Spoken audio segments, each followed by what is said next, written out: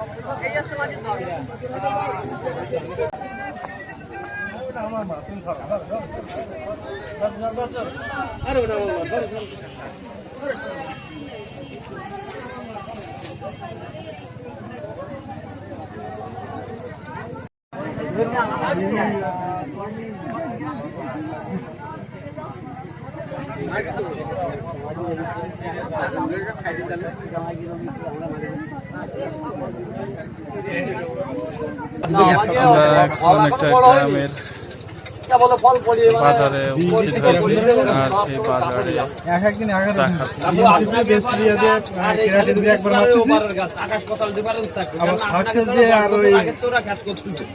সেই 10টা বছর জাতি দেন, তারপরে দেন আপনাকে পরিস্থিতি কি হয়। সুন্দর দেখাচ্ছি। এখনো বৃষ্টি যদি বেশি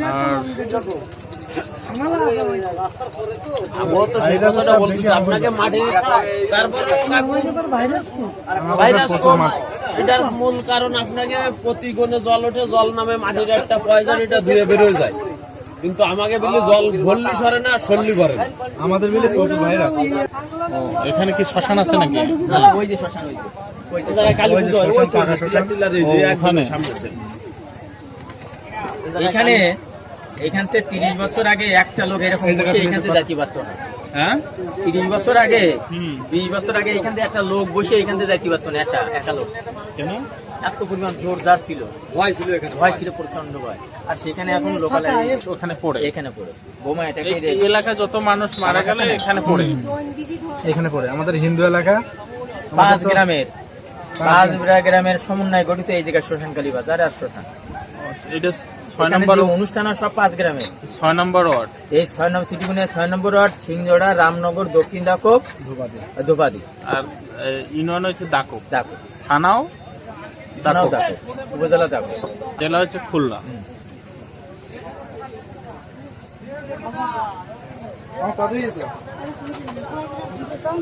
ওই কাকা 3টে চাল এটা গোলপাতার ইয়া না?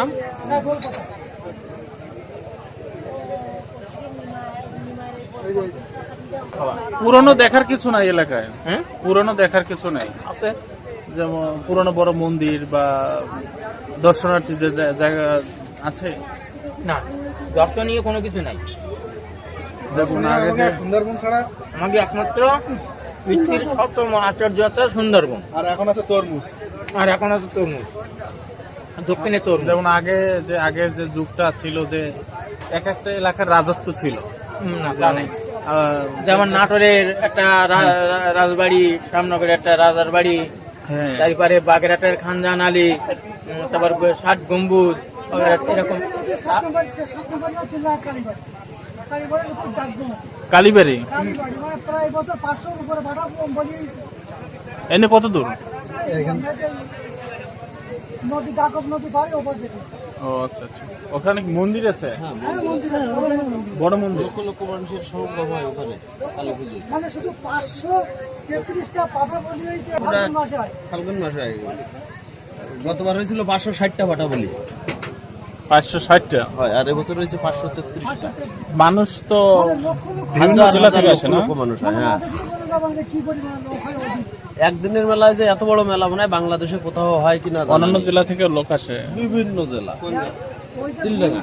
মিষ্টির দোকান গতবার 2 লক্ষ টাকা বেচে মানে দেয়। একদিনের মেলার কথা বলেছি। একদিনই একটা দোকানে কেনা বেচা করে 20,000 টাকা একটা দোকানে একদিন। আরে গুড় বেশি 2 লক্ষ টাকা কত বছর মিষ্টি। প্রিয় দর্শক, ভিডিও শেষ পর্যায়ে চলে এসেছি। আর আমার এই ভিডিওটি কেমন লেগেছে অবশ্যই কমেন্ট করে জানাবেন। আর আমার এই ভিডিওটি চ্যানেলটি যদি ভালো লাগে অবশ্যই আমার চ্যানেলটি সাবস্ক্রাইব করবেন। সুস্থ থাকেন, ভালো থাকেন, আল্লাহ হাফেজ।